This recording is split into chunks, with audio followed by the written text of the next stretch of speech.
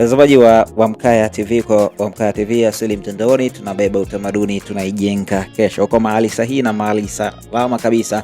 Hakikisha una subscribe na una turn on notification wa kwanza kupata kila kinachojiri kutoka kwetu. Niko hapa kukujuza siri nzito na historia ya kabila la Waburunge. Nipo hapa kukujuza siri nzito na historia ya kabila la Waburunge. Je, unajua kuwa ndani ya Tanzania kuna jamii ambayo historia yake imefichwa kimya kwa miaka mingi? Jamii ambayo lugha yao si ya Kibantu, lakini wamejikita katikati ya nchi hii kama mzizi ambao umekuwa ukijificha chini ya ardhi. Karibu sana kwa Mkaya TV.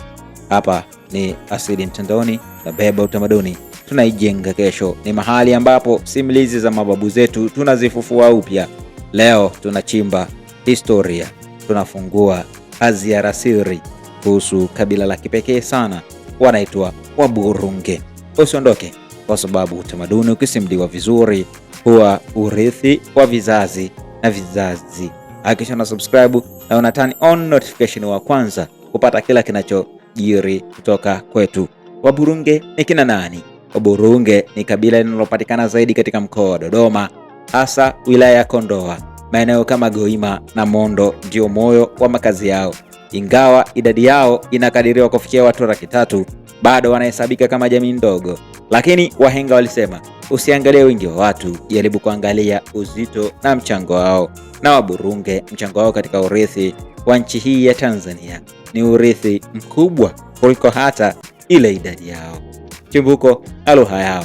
Kitu cha kwanza kinachowatofautisha Waburunge na makabila mengi ya Tanzania ni lugha yao. Wanazungumza Kiburunge, lugha ambayo si Kibantu bali iko na asili ya Kikushi. Inaashiria nini? Unaweza kujiuliza. Inaashiria kuwa historia yao iko na mizizi ya kale sana, historia ambayo inahusiana na jamii zinazohama kutoka maeneo ya mbali karne nyingi ya miaka mingi iliyopita. Na hapa ndipo siri inapoanzia. Kiburunge kinafanana kwa kiasi fulani na lugha za makabila kama Wailak na Wagorowa. Hii ina maana kuwa hata kama ni jamii tofauti, bado wana uhusiano wa kifamilia uliounganishwa na historia ya mababu, kama tu wasemavyo wahenga, damu nzito kuliko maji.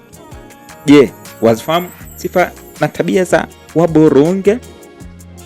Waburunge wao wanajulikana kwa sifa kadhaa za kipekee. Mosi ikiwemo ni watu wenye ukarimu mkubwa. Ukifika Kondoa, ukifika Goima, ukifika Mondo, utafahamu kwa nini wanasema Waburunge wanajulikana kwa sifa kadhaa, ikiwemo kuwa watu wenye ukarimu mkubwa.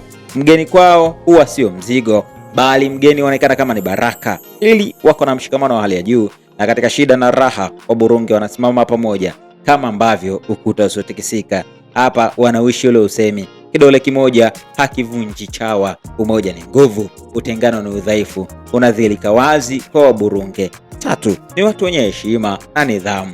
Wazee wao huheshimiwa sana na maamuzi yao yana uzito mkubwa katika jamii yao. 4, wako na upendo wa kulinda utamaduni wao.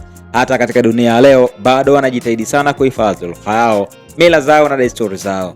Na kama ilivyo tu methali semayo, asili ni uti wa mgongo wa jamii yoyote ile, na asili siku zote huwa haachi asili. Maisha na tamaduni ya Waburunge. Kwa upande wa maisha yao ya kila siku, Waburunge ni jamii inajishughulisha na kilimo na ufugaji. Ardhi kwao sio mali, bali ni urithi kutoka kwa mababu. Sherehe zao pia za kiutamaduni zimekuwa zinaambatana na nyimbo, ngoma na simulizi zinazoelezea kwa uzuri kuhusu historia yao Waburunge. Na hapa ndipo utagundua kuwa mziki wao sio burudani tu, bali ni darasa la historia. Na katika kila ngoma kuna ujumbe, katika kila wimbo kuna funzo, na katika kila hadithi kuna hekima iliyofichwa. Je, changamoto na mabadiliko wao haziwakuti Waburunge? Rahasha. Lakini kama zilivyo tu jamii zingine, kama tu yalivyo makabila mengine mengi ya Tanzania, Waburunge pia wanakumbana na changamoto. Na moja ya changamoto kubwa ni ile ya kupotea kwa lugha yao. Vijana wengi wanazidi sana kutumia lugha ya Kiswahili, na polepole Kiburunge kinaanza kupungua. Hili ni jambo la kutafakari kidogo, kwa sababu lugha ikifa, historia nayo itakufa. Lakini bado kunayo matumaini, kwa sababu baadhi ya wazee na wanajamii wanaendelea kukipigania uhifadhi wa lugha na utamaduni wao. Hadithi ya Waburunge, unaweza ukajiuliza Waburunge wanatufundisha ama inatufundisha nini? Unaweza ukajiuliza hadithi ya Waburunge inatufundisha nini sisi? Inatufundisha kuwa hatupaswi kudharau asili zetu. Inatufundisha kuwa maendeleo sio kuacha utamaduni, bali ni kubeba na kuendeleza.